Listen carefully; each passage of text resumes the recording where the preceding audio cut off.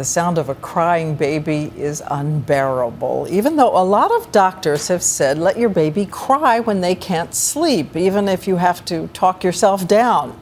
Well, tonight, scientists say they have new proof. Who does the crying hurt the most? The baby?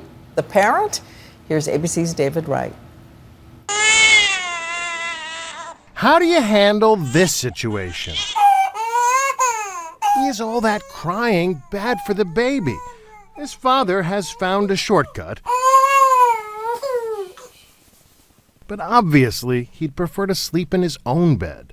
Today, the Journal of Pediatrics weighed in with a new study that looks at the levels of cortisol, a stress hormone in children's brains.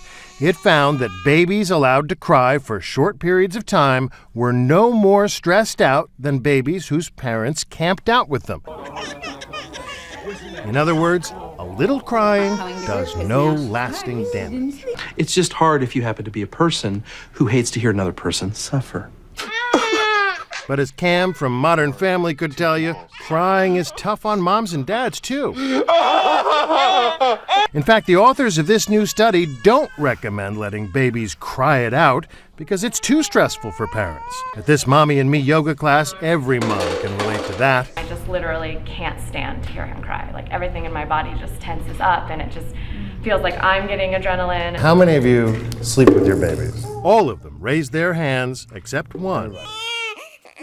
Hearing too much of this sound can lead to depression. Me, Babies I'm cry. going to be psychologically damaged. Exactly. Yeah. And sleep deprived. Well, yes. The good news, it's usually just a phase for the baby and the parent. David Wright, ABC News, Los Angeles.